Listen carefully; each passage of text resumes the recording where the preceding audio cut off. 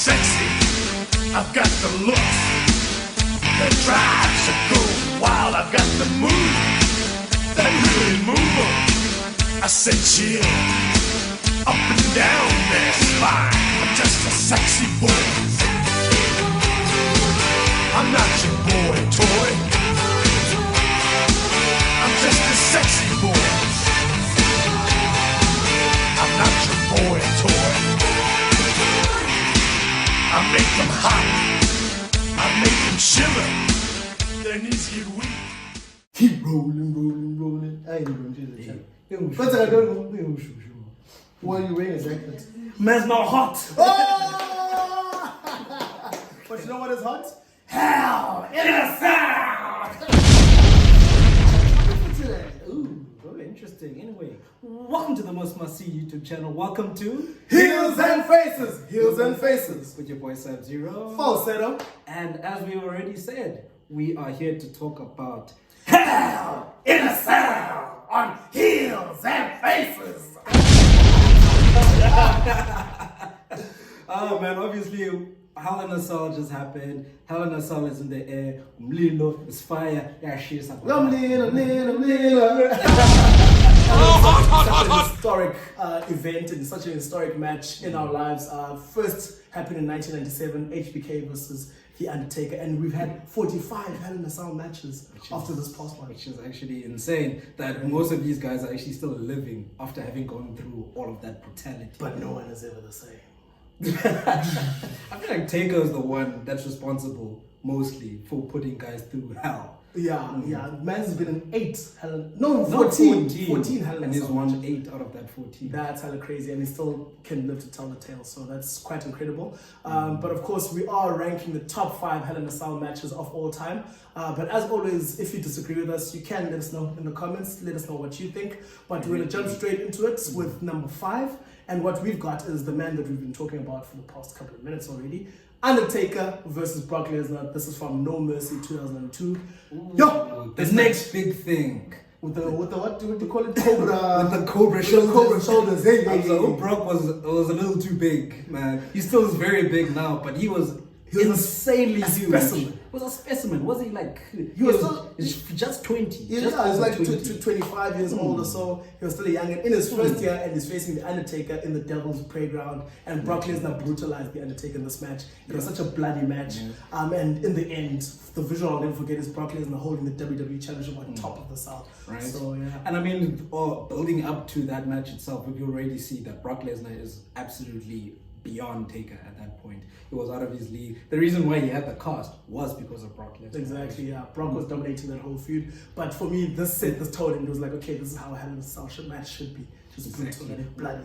And carrying with that theme of brutality, we need to go to our number 4, which is the Usos versus the New Day. And I'm telling you, man, there's no tag team match. Yeah. Oh, in Hell in a Cell that has been this brutal to date that I can think of. Do you remember? For me, I was just shocked at the shots that Xavier Woods was taking, the kendo sticks. Oh. He was handcuffed. There was so much going on. It was brutal.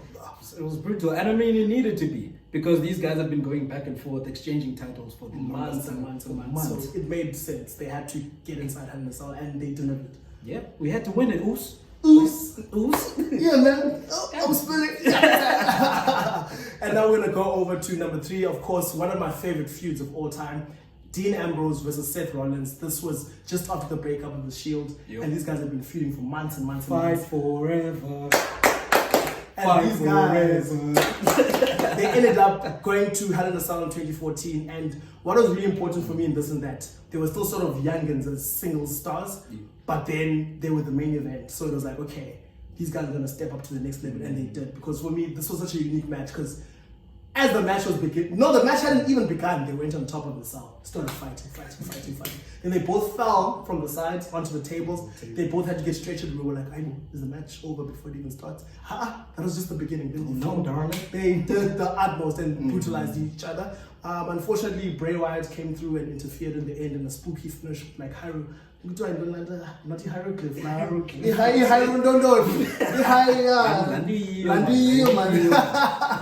But I enjoyed this match. But no, that match was absolutely epic. And what made it even more like interesting, the fact that how invested everyone was in this story was the fact that there wasn't even a title.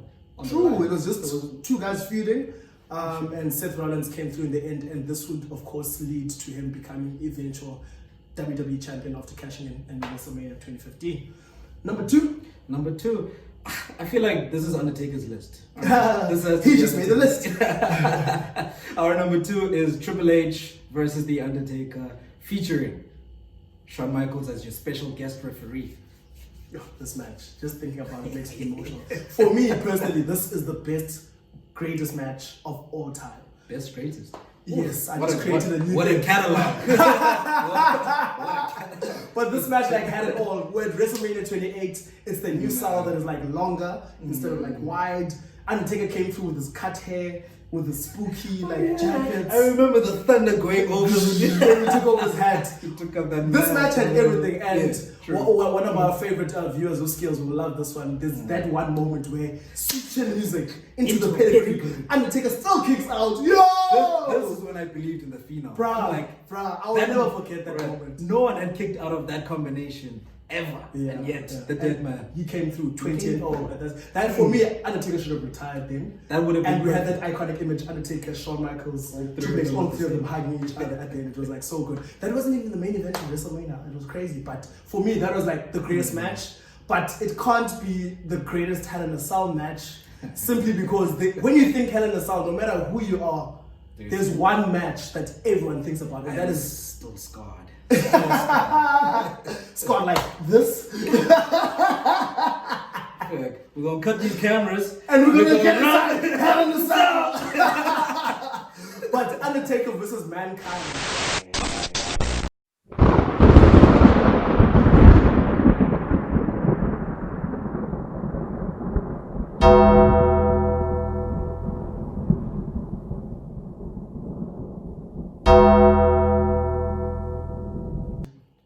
Anyone, you don't even have to be a wrestling fan, but you know this match.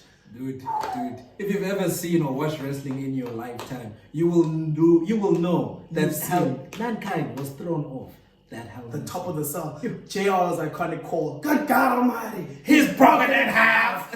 Yo, but that wasn't even the end of it. Then Mankind still gets up, gets back on top of the cell. Undertaker chokeslams him through the cell, through thumbtacks. Mankind still gets up, then eventually Tombstone ended it. But like that sequence alone is crazy. Yeah, man. But that really shortened his career, though. Like he even said it in one of these documentaries. Yeah. I mean, I think he had a tooth that came out. Yeah, like there was so much that went on. Bloody mess. But yeah, no doubt about it. I'm sure no one will disagree. That for me has to be the best Hell in a Cell match ever. But as we said earlier on, do let us know which matches come to mind for you. We've left out so many. I mean, 45 Hell in a Cell matches. And we only listed 5 out of those. So do tell us what are your favorite Hell in a Cell matches? Which is most memorable to you? And this has been Heels and Faces. Please don't forget, like, share, subscribe, tag us. So coming. We'll see you in the next one. Maybe this time we'll hit. Who knows? Ah!